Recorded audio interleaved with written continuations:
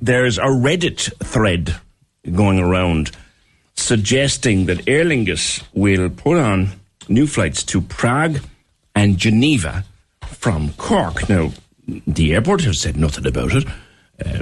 They normally tell us well in advance where the flights are going.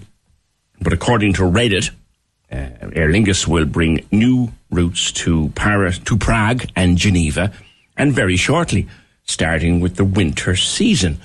Let's check this out with the one man who knows all these things well in advance of us all. I speak of Eoghan Corry of Air and Travel Extra. Eoghan, morning to you. Good morning, PJ. Minor story compared with Roach's stores, I can tell you. Can we put any meat on the bones of this Reddit story? Absolutely none. It's a very interesting thing that sometimes people in websites start tinkering with things and do practice runs. Very spectacularly, Aer Lingus did a little practice run on their Denver route before it was officially announced. Put it up for maybe 4 or 5 minutes, but the geeks amongst us immediately picked it up, so everybody had a fair idea the frequency of flights and what the timings of the flights to Denver would be long in advance of the announcement, to the horror of the marketing department and PR departments who like to stage manage these things. Absolutely possible that Prague and Geneva will appear on the winter routes from Cork for this reason. There is an aircraft. Aer Lingus famously pulled their Amsterdam route. They left KLM on it. And that means there is an aircraft there with nowhere to go for winter. And the speculation will continue during the summer where it's going to go. Now, what appeared very quickly and was taken down again was two terrific routes, Prague and Geneva, both of whom would have a good, strong business case for Cork. But the airport, as you say, they're not saying anything officially. They're saying they were a bit taken aback by this because it's the first they knew that it's under discussion. And Aer Lingus have also said that it's still under discussion. No decision has been made. Decisions can be made very late in the game, by the way. I talked to somebody from Aer Lingus only last night, and they were saying she's seen the same case being made for a route, this very strong business case, 4 times, and rejected 4 times, like it was going ahead and then it's pulled at the last minute. So there will be a route announcement. We do expect new routes for winter from Cork. Cork is growing. The figures this morning released show it's the fastest growing airport on the island by 14.1%, well ahead of pre-pandemic as well. Best June of all time. Best June of all time. I mean, it's got a bit of wind at its back, and obviously we're the highest figures in the history of Cork were pre the motorway being opened back Celtic Tiger times. But there is going to be a raft of new routes coming in, and they are talking to a lot of airlines. Kenny Jacob, who is from Cork, but is the CEO of the joint GA Cork and Dublin and the international operation Air International. He has really got.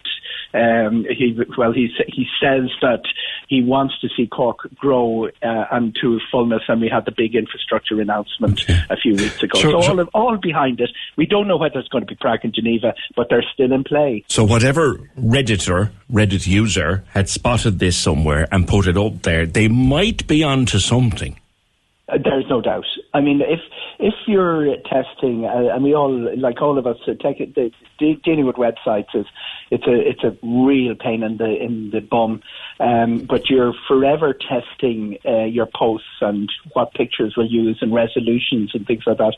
And if they go live, it's a bit of a nightmare because sometimes you just put basic, text, generic text in, but sometimes there's a real route under discussion by an airline or a hotel. It has happened to hotels as well, wholesalers that it goes live, everybody sees it, and you're sort of saying, well, it's still under discussion. Sometimes it affects the negotiations, by the way.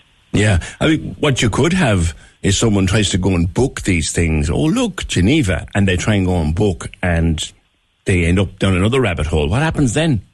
The interesting thing is that booking an airline ticket is a labyrinth. And it's a labyrinth of, those hucksters is too strong a word, but third-party wholesalers who try to grab the ticket and get their percentage off the airline. So you could well have people going on to book a ticket yesterday. The only way, my strong advice always is, go to a reputable ITA-bonded travel agent, like the ones in Cork that Discover Travel, Shandon Travel, people like that, Lee Travel, or to go to the Airline Direct website. When you go to a third party, sometimes things go wrong. Things go wrong with, especially nowadays, when there's so many little moving parts to a ticket, which includes your bag, it includes your seat, whether you get seating allocation, have to pay for it, all of those sort of things. So there could be that it wasn't available to book, but it could be that people went to try and book and ended up with one of these hucksters, these online. Yeah, because someone was also saying that they were charging €700 one way. That's not going to wash in 2025/2026. Not at all. They won't be charging 700. This is another thing that happens with websites, is when the ticket is first loaded, they put an arbitrary figure in, as you know, and sometimes it's €2,000 for something that ends up being sold for 100, because they put in arbitrary totals.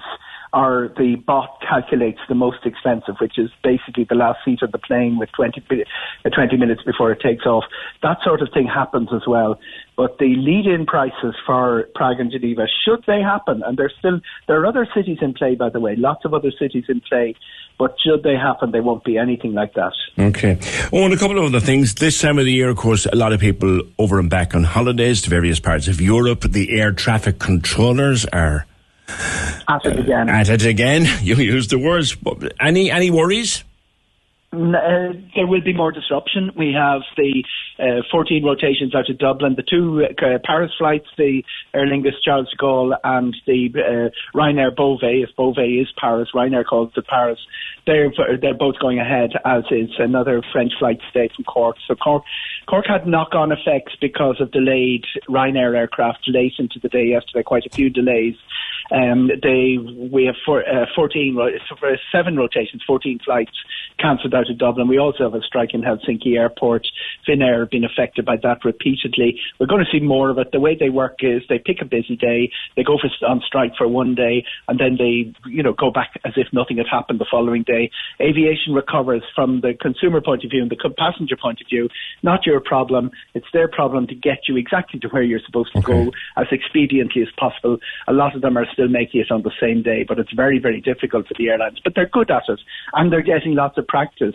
We have 3 different air traffic control unions in Paris, and they seem to be tag teaming on strikes. It's your turn this week. We go next week.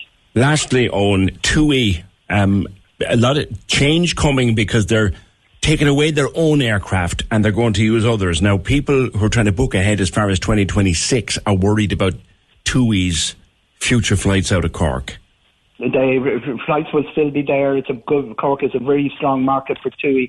We have been on this programme talking about TUI cancellations about 2 years ago because the aviation, they used their own aviation, and they were sort of planes were being taken to Manchester, places like that. What they're going to do is they're working with partner airlines. Some of that would be with Ryanair and Aer Lingus, but not all of it. There's a lot of they've 24 partner airlines that would come in. One of the big things is the technical thing. TUI could not sell seat only under their Irish licence because their aviation licence was part of the tour operator.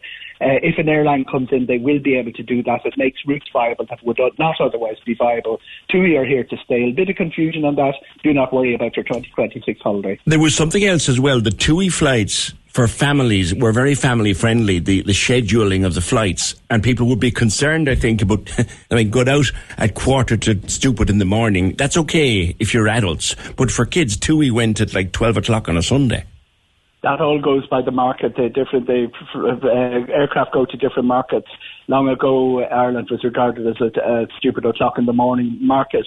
And we've certainly, as more people are travelling and the aircraft are filling, we've got better slots in the arrival airports. It's not a problem. Cork isn't slot controlled as an airport, but some of the places they fly to are very busy, the Faroes and Malagas during summer. I wouldn't expect any change in that. TUI would hold the slots for the contract airline that they work with. All right, Eoghan, always good to catch up with you. Eoghan Corry of Travel Extra. So, there may well be flights to Geneva and Prague. There'll be something coming with Aer Lingus for the winter, and I have no doubt they'll tell us at the airport as soon as there's something down in writing. If you are concerned about your TUI holiday in 2026, don't be concerned about your TUI holiday in 2026. They're just going to fly you there on a different plane. Simple. Thank you, Eoghan. 0818 96 96 96. And remember, if you are caught up in an air traffic controllers strike, the airline still has to get you there. Eoghan Corry's website is Travel Extra.